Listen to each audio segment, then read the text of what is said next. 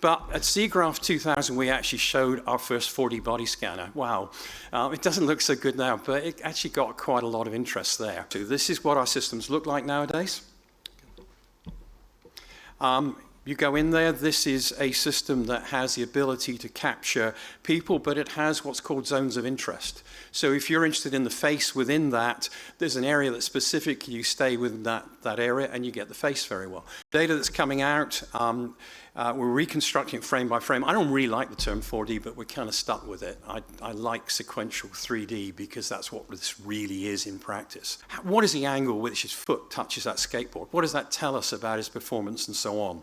How can we improve treatment for babies? No radiation, obviously. This is a big part of the areas. We want kids to be normative, whatever that might mean, as quickly as possible if they are unlucky to be born with a variation at birth. Soldiers are wearing more and more equipment. The problem is we can't show it, but he's night sensing equipment he wears on his helmet, so he has to tighten the strap. Problem is, once he tightens that strap, he can't drink, he can't speak into his speaker.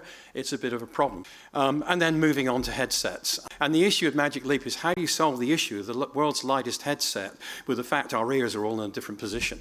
We started to make more progress on hands. We're already there on head.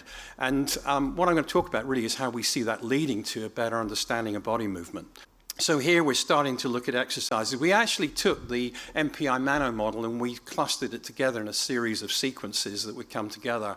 Here we're trying to understand the importance of touch. How do we find that exact moment where the pressure's on the two fingers? And two hands together, so virtually playing the piano. We've kind of got the route on that one and so on. So if we are not 97% sure of a point that we plot, we will not show it on the model. That's really important to achieve medical integrity. Now the other thing is any line of sight scanning is going to have an occlusion issue. So what we've done here, so the algorithms we're using with these hands, we're looking at what happened in the prior frame just before that part of the hand-object interaction went into occlusion. Look at it. So we take it, we fit one of the neutral frames to a series of points. That landmarking is automatic on the first frame, so this is good enough to be used in a clinical environment. And there we've superimposed her on that mesh. So yeah, typical thing, automatic landmarking in here. The left-hand side is her at high school, the right-hand side is after professional coaching.